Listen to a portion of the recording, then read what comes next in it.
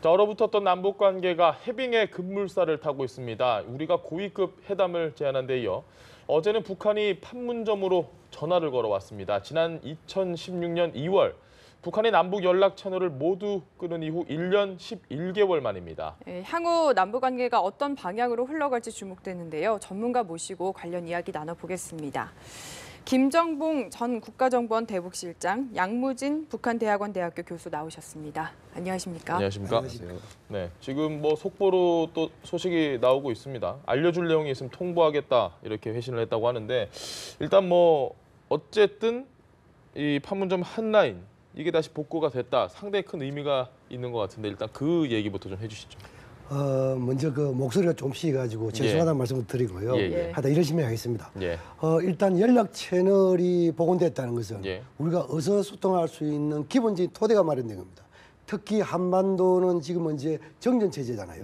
이러한 상황에서 연락 채널이 단절되면은 우발적인 무력 충돌 일어났을 때 이것을 갖다가 서로 해결할 수 있고 더 나아가서 확산을 방지할 수 있는 아무런 채널이 없었습니다.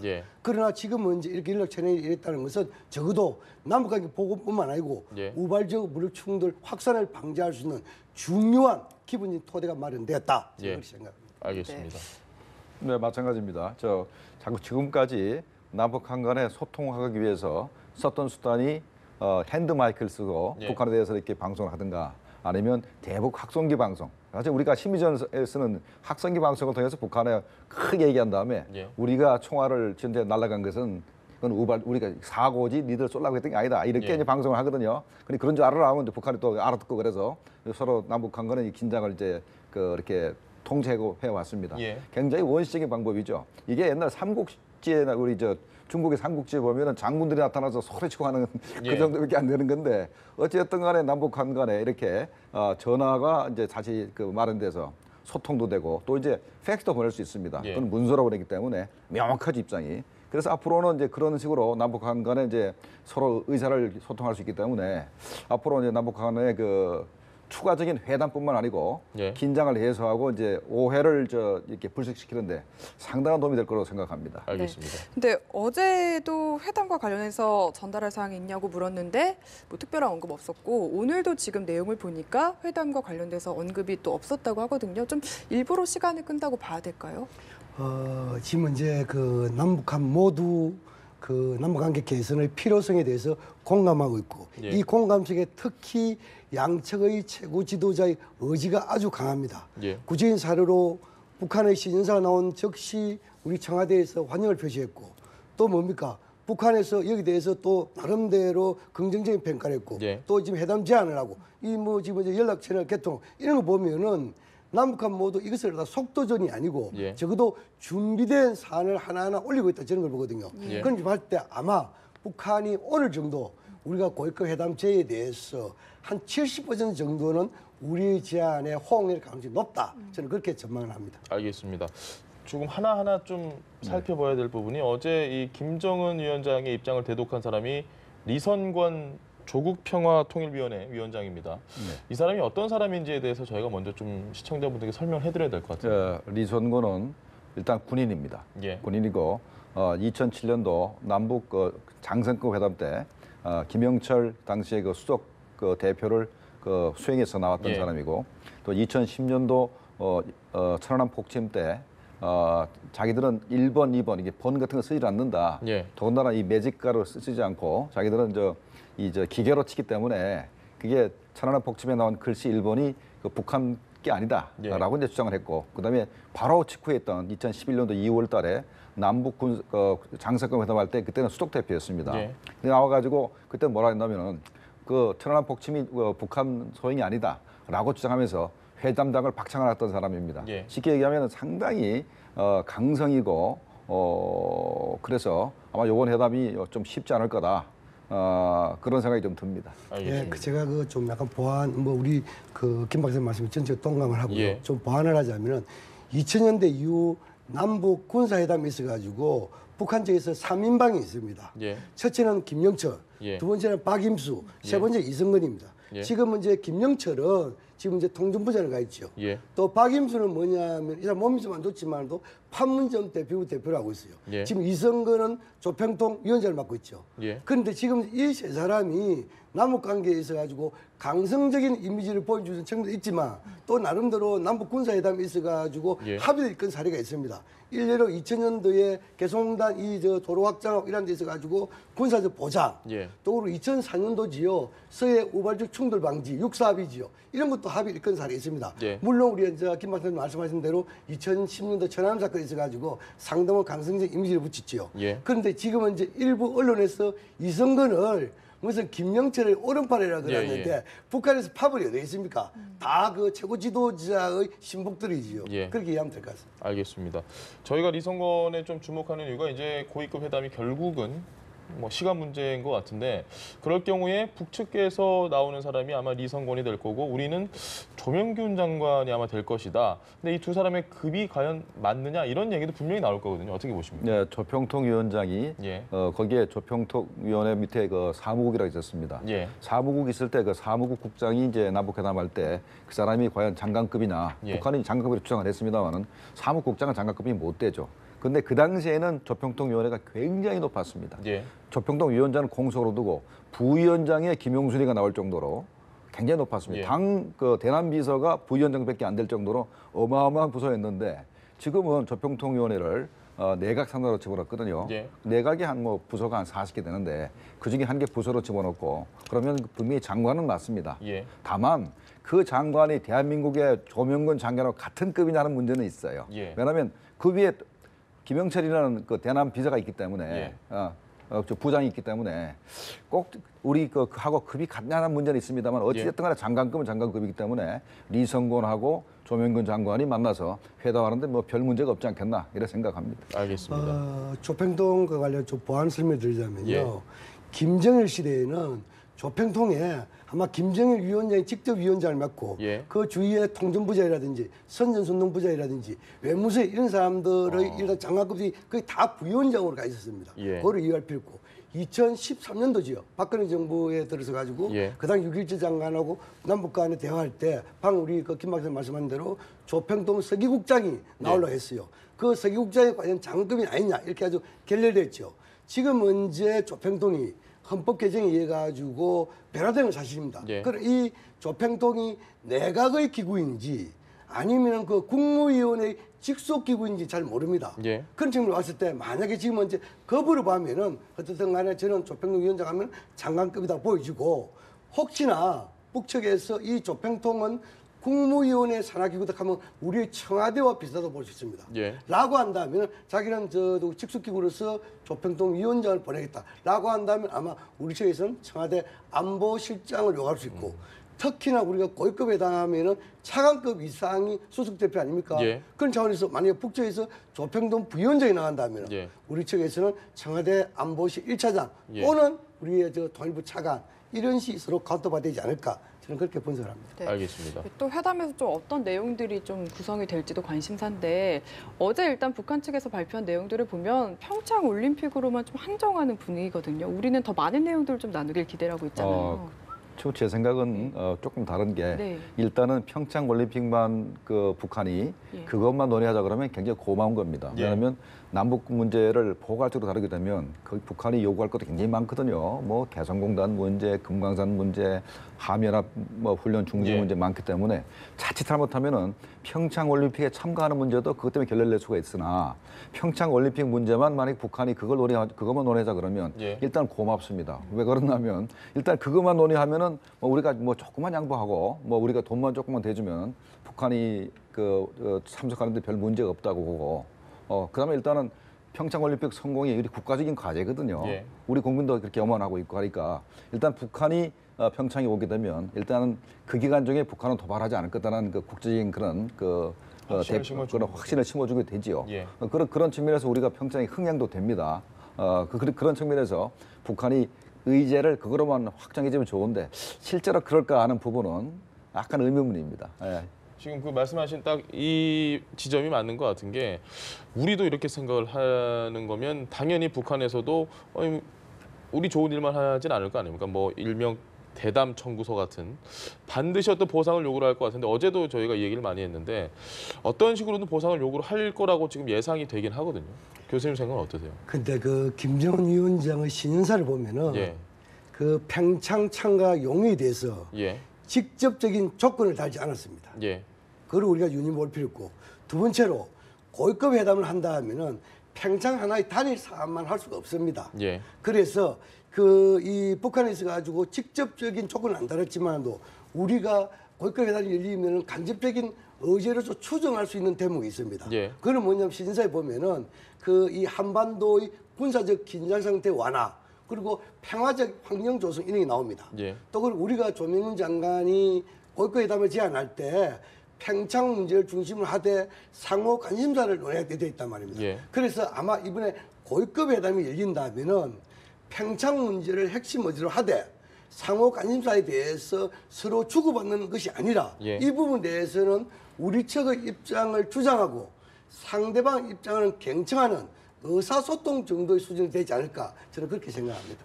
제가 찬물을 끼얹고 싶은 생각은 전혀 없는데 일단 회담이 열려봐야 알겠지만 지금 말씀하신 대로 만에 하나 평창올림픽 이외의 것들 말씀하신 그런 것들을 주장을 했을 때 우리 입장에서는 평창올림픽이 상당히 지금 중요하지 않습니까? 그럼 그걸 또 이렇게 어느 정도 받는 모습을 취한다면 이 역시도 좀 논란이 될 소지가 분명히 있을 것 같은데요. 현재 과거 같으면은 유엔 제재 국민이 아니라면 우리가 일방적으로 북한 주장을 받아줄 수 있는 것들이 굉장히 많이 있어요. 예. 그런데 현재 유엔 제재가 워낙 촘촘하거든요. 벌써 이제 총 11번이고 북한의 1차 핵실험 이후에 한 거는 총 10번입니다. 예. 10번의 제재에서 어지간한 건 다 막혀버렸거든요. 근데 북한에 대한 신규 투자도 안 되고 북한 노동자 고용도 안 되고 대규모 자금원이 들어가도 안 되고 하기 예. 때문에 이게 개성공단 문제 제기한다든가 금강산 관광 재개도 참 굉장히 힘든데 북한이 이런 걸 요구할 가능성도 없지 않습니다. 예. 그다음에 이제 더군다나 한미 연합 군사 훈련을 이번에 평창 올림픽 기간 중에 연기를 했지 않습니까? 예. 근데 북한이 이 문제를 들고 앞으로 남북한 간의 군사적 긴장을 완화하기 위해서는 이거를 완전히 중지해라. 예. 연기가 아니라 중지하라고 요구한다든가. 그다음에 현재 북한이 핵으로 우리를 공격할 가능성이 없지 않기 때문에 우리가 미국의 전략 자산을 상시 순환 배치하고 있습니다. 예. 그래서 미국의 F-22나 B-1B가 우리 오산이나 군산 기지에 와가지고 이렇게 머물다 가고 하는 것이 바로 대한민국 국민을 안심시키기 위한 것이거든요. 예. 북한이 이런 걸 다 중지하라고 하게 되면은 여기에서는 상당히 문제가 있고 한미 동맹에도 약간 문제가 되기 때문에 일단은 아까도 조금 말씀드렸지만 우리 입장에서는 일단 저 회담 자체를 일단은 평창 올림픽 문제만 일단은 고거야 조의제 삼아서 그걸 주로 논의하고 예. 앞으로 남북한 그 관계 개선 문제라든가 이런 포괄적 문제들은 나중에 계속 차후 점진적으로 해나간다라는 입장으로 정리하는 게 우리 국익에 좀 도움이 될 것 같습니다. 예, 그 부분 돼가지고 지금 이제 보면 이제 북한 선수단과 임원단들이 예. 뭐 육로를 오든 뭐 아니면은 뭐 크루즈를 타고 해로를 오든 예. 그건 비행기를 타고 오든 이게 지금 현재 우리 그 대북 제재하는 거 보면 오이사 조치에 다 해당되는 부분입니다. 예. 그런데 북한이 이 부분에 대해서 무슨 오이사라든지 또는 뭐 한미 군사 훈련이라든지 이 부분에 대해서 직권은 넘어갈 거예요. 예. 그러니까 이것은 조건을 달지 않을 것이다. 왜냐하면 김정은 위원장이 신사에서 적어도 이야기했다는 것은 북한에서 통큰 최고 지도자의 통큰 결단을 냈다는 것을 선전해야 되기 때문에 예. 그러나 직권은 넘어가되 이것이 장애물이 될 정도로 북한은 생각하지 않을 것이다. 저는 그렇게 생각합니다. 알겠습니다. 지금 선수단 뭐 어떤 경로 이야기도 해주셨는데 뭐 선수단이나 뭐 응원단들 파견될 거라고 좀 예상을 하시나요? 우리가 크게 뭐냐면 선수단과 대표단을 좀 구분해 버리고 있습니다. 예. 2014년도지요. 그 지금 인천 아시안 게임 폐막식에 예. 북한의 그 대표단이 3인방이 왔지요. 그 당시에는 아마 그 이 북한에서 우수한 성적을 거뒀기 때문에 예. 거기에 대한 격려 차원 하나, 두 번째는 남북관계에 대한 탐색 이 두 가지를 얻고 아주 그 격이 높은 사람 3인방 황병서, 최용해, 김영근 세 사람 예. 왔잖아요. 이번에도 과연 그런 격이 높은 사람의 대표단이 올 것인가? 저는 격이 높은 대표단 올 거라고 생각합니다. 아마 온다 그러면은 북한의 국가체육지도위원회 위원장을 맡고 있는 최희 정도 아니냐. 예. 최희라는 사람은 이미 2015년도든가요. 그 이 모란박 악단을 중국 데려가는 그 특사 역할도 맡았거든요. 예. 그리고 지금 최희는 김정은 위원장의 측근입니다. 예. 또 그리고 정치국 후보위원입니다. 그런 측면을 봤을 때 상당히 높은 급이 될 것이고 선수단과 관련해서는 지금은 이제 북한이 평창에 대해 특히 김정은 위원장은 스키를 좋아하잖아요. 예. 서울에서 배련학교에서 상당히 스키에 대해서 즐기는 건 있었고 그래서 맛있는 스키도 만들었잖아요. 그런 점에서 이 동의를 간직하는데 그러나 북한 선수단이 여기에 아주 우수한 성적을 가진 별로 없습니다. 예. 그래서 이번에 참가하는 의미를 두되 굳이 선수단에 올라간다면 와일드카드 해가지고 예. 아이스하키 하는데 한 5명 정도 기타 이런 개인이나 단축 종목에서 한두 개 정도 이렇게 그렇게 많지는 않을 것이다. 그렇게 이해하면 될 것 같습니다. 그러니까 북한 그 선수단 자체는 아무리 늘려봐야 숫자가 얼마 안 되거든요. 예. 그러니까 북한이 그 나름대로 국제사회에 북한의 이미지를 개선하고 또 우리 대한민국 국민들한테 북한에 대한 이미지를 또 개선할 필요가 있지 않습니까? 예. 그렇게 하려고 그러면 분명히 뭐 예술단이라든가 아니면 응원단을 보낼 가능성이 있습니다. 예. 그러니까 예술단을 보내는 거는 북한 대남 논조 뭐 김정일 위원장이 했던 부분이든가 아니면 신년사 부분도 잘 봐도 남북 바로 이제 평창 올림픽 성공 자체가 어떻게 보면은 민족적 과제다 말이야. 예. 그래서 자기들이 돕겠다 이렇게 했는데 도울라 그러면 응원단 와서 될 일도 아니고 예. 선수단 와서 될 일도 아닙니다. 그럼 돕고 같이 성공을 평창 올림픽을 성공시키려고 그러면 뭔가 개막식 때 모란봉 악단에다 와가지고 예술단이 와서 이렇게 공연도 해야 그래서 성공에 자기네 기여했다가 큰 소리 치기 때문에 예. 그래서 그 예술단이 올 거 아닌가 하는 우리 생각이 좀 들고 그다음에 그러면 그 모란봉 악단이나 이렇게 젊은 그 처녀들이 사실 우리 걸그룹하고 거의 같습니다. 예. 어떻게 보면 미모는 더 뛰어날 수도 있죠. 예. 그런 사람들이 와가지고 뭐 예술단 와서 공연하고 그러면 우리 국민들 마음도 많이 돌아설 수도 있습니다. 북한이 노리는 게 바로 그런 거 아닌가 생각도 듭니다. 알겠습니다. 그 사실 뭐 우리와 북한 평창 올림픽에 지금 상당히 포커스가 돼 있는데 미국 입장은 전혀 다른 것 같습니다. 거기는 뭐 평창 올림픽이 중요한 게 아니라 이 핵 이것이 과연 우리 본토를 칠 수 있느냐. 트럼프 대통령이 또 이 핵 버튼 얘기를 했습니다. 난 더 큰 거 있다. 사실 저는 이게 처음 들었을 때 좀 의아했거든요. 이 미국의 대통령이 설마 이런 얘기를 했을까 했는데 그게 진짜로 했던 얘기더라고요. 실장님은 이걸 어떻게 평가하십니까? 트럼프 대통령이 자기 성질대로 했으면은 예. 북한을 완전 파괴할 힘이 있다든가 예. 그다음에 절멸시킬 애니레이션 절멸시킬 힘이 있다든가 이렇게 말하고 싶은데 예. 트럼프 대통령이 그런 말을 했다가 굉장히 그 언론의 공격을 많이 받았습니다. 예. 그래서 매티스 장관 그다음에 맥메스터 안보보좌관이 앞으로 그렇게 심한 말을 좀 자제했으면 좋겠다. 예. 그것이 북핵 문제 해결에 도움이 별로 안 된다라고 얘기하니까 많이 참았고 해서 한 표현 자체가 내 버튼이 더 크다라고 절제한 건 조금 유치하지만은 그래도 김정은하고 수준을 맞춰가지고 좀 이렇게 같이 유치하게 나가는 수준을 좀 택하신 것 같아요. 예. 그런데 그것도 자체도 현재 미국 내에 굉장한 역풍이 불지 않습니까? 예. 근데 하여간 어쨌든 간에 굉장히 절제한 편이다. 제가 볼 때는 그래도 북한을 덜 자극하고 또 미국 국민들을 좀 안심시킬 수 있는 우리가 북한을 군사적으로 압도할 수 있는 힘이 있다. 이런 거 보여지기는 편이 바로 거기서 나타난 것 같습니다. 알겠습니다. 교수님 생각 어떠십니까? 예, 그 말씀드리기 전에 각가지 우리 김 실장께서 예. 아마 북한의 예술단을 말씀을 했는데 예. 아마 그 가능성이 상당히 높을 생각합니다. 왜냐하면은 이 김정은 위원장 신사에 보면 재미나는 부분이 있습니다. 지금 이제 이 북한이 올해가 공화국 창건 70주년이잖아요. 예. 그다음 이제 우리가 지금 평창 이 올림픽 하잖아요. 예. 근데 이 두 부분은 사실은 연계가 안 됩니다.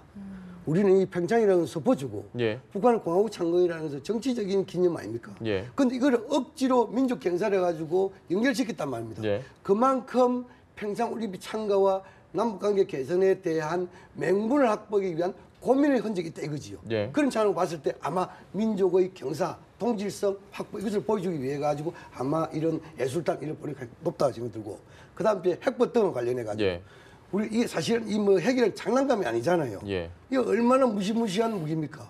그런데 지금은 이제 김정은 위원장은 물론 어리지만도 어쩌면 김정은 위원장이 핵버튼을 운운하는 것은 결국 뭡니까?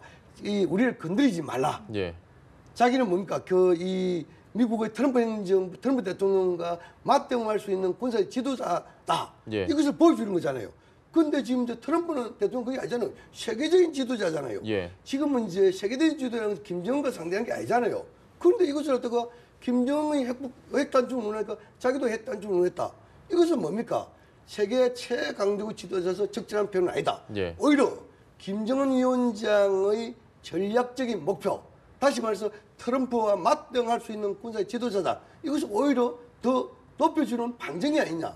이런 부분에 대해서 상당 부분 오히려 말로서도 미국이 지금 북한을 지고 있다. 저는 그렇게 급이 평가합니다. 맞게 형성이 되는 분위기가 형성이 된 거네요. 지금 트럼프 대통령이 그런 이야기를 함으로써. 뭐 장난감을 가지고 그 정도 말로서 주고 하는 것들은 서로 급이 같다고 봐야 되겠죠. 그렇다면 김정은은 30대고 지금은 이제 트럼프 대통령은 70대인데 예. 그럼 30대는 어른스러워지고 70대는 어린해지고 뭐 심리학적 그런 이야기 있잖아요. 나이가 들면 들수록 어린해 된다고. 장난감 이야기를 하면 안 되죠. 핵폭탄 장난감 아닙니다. 알겠습니다. 실장님, 제가 하나만 더 여쭤보겠습니다.